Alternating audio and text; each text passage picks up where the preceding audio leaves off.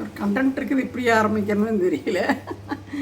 இருந்தாலும் ஆரம்பிப்போம். அதாவது ஃப்ரெண்டு ஒன்று இருக்குது, வயசு ஒரு 40 வயசு ஆச்சு. என்ன பண்ணுதுன்னா, நல்ல பசங்கள்லாம் பெருசாகிடுறாங்க. பசங்க பெருசானதுக்கப்புறம் உங்களுக்கு எப்போவுமே வழக்கம் போல் ஏற்கனவே இருந்த மாதிரி வந்து வீட்டில் இருக்க மாட்டாங்க, பேசிக்க மாட்டாங்க. அது வந்து நல்ல ஒழுக்கமான விஷயமும் கூட.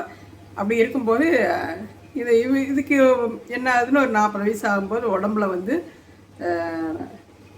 நிறைய மாற்றம் வந்துடும். ஏன்னா கர்ப்பப்பையில் சுருங்க ஆரம்பிச்சிடும். அப்புறம் உடம்பு வந்து நல்லா வலிக்க ஆரம்பிச்சுக்கும். ரொம்பவுமே இது வரைக்கும் இருந்த இளரத்தமாக இருக்கிறது இப்போ கிளரத்தமாக மாறிட்டு இருக்குது. அதை ஏற்றுக்கணும். அப்படி இருக்கும்போது என்ன ஆகுதுன்னா, நல்லா பயமாகும். அப்போ தான் நம்ம ஒரு டக்குன்னு ஒரு மாறுதல் அப்போ தான் ஆரம்பிக்குது.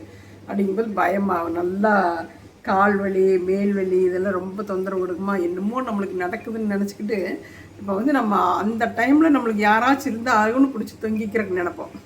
அது வீட்டுக்காரர் இருந்தால் அப்படி நினச்சா எல்லா வீட்டுக்காரரும் அப்படி இருக்க மாட்டாங்க தானே.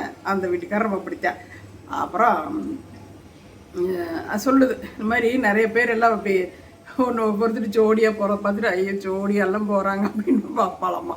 அது மாதிரி அவங்க அப்படின்னு நினச்சிக்குது. அது சொல்லுறதுக்கு அவங்க மனசு அப்படி இருக்குது. அது என்னன்னு கேட்டால் உடம்புல வந்த மாற்றம். அது வரைக்கும் இல்லாத வீட்டுக்காரர், அது வரைக்கும் தன்னால இல்லாத வீட்டுக்காரராக இன்றைக்கி இருக்க போகிறாரு, அது கிடையாது. உடம்புல டக்குன்னு மாறுதல் ஆனதுமே மனசு அது அப்படியே ஆகுது. அதை இது மாதிரி கிரியேட் பண்ணுது, அப்படி வச்சுக்கோ. ஆமாம். அப்போ வந்து நம்ம என்ன பண்ணணும்னா, அந்த அந்த டைம் வந்து நம்ம தாண்டணும். உடம்புக்கு நம்மளுக்கு என்ன வேணும் அப்படிங்கிறத நம்ம டாக்டர்கிட்டையோ அல்லது நாமளே தெரிஞ்சுக்கிட்டோம். அதை சேர்த்துக்கணும். மெயினாக கால்சியம் சத்தெல்லாம் சேர்த்துக்கணும். அந்த கால் குடச்சலாம் பின்னி எடுத்துடும். நிஜமாமே உண்மையுமே அதை எப்படி சொல்கிறது, அப்படிதான் ஆகும். அவள் வந்து நம்மளுக்கு பயமாகும். நம்மளுக்கு இன்னமும் வேறு மாதிரி இருக்குது அப்படின்னு சொல்லி போட்டு அதுதான் பாசத்துக்கு தொங்குறது. அப்போ வந்து நம்மளுக்கு கிடைக்கலின்னு சொன்னாக்க இந்த மாதிரி விளாட்றது அப்படி இருக்குமா. அதுக்கு தான் சொல்லிகிட்டு இருக்கிறேன், அதை தாண்டி வரணும் அப்படின்னு சொன்னாங்க. இருந்தாலும் அப்படின்னு ஒரு பழமை அடிக்கடி இருந்தாலும் அப்படின்பா இருக்கு. அம்மடியாக தான் நிறையா பேசுது. இருந்தாலும் அப்பப்போ இருந்தாலும் சொல்லுது.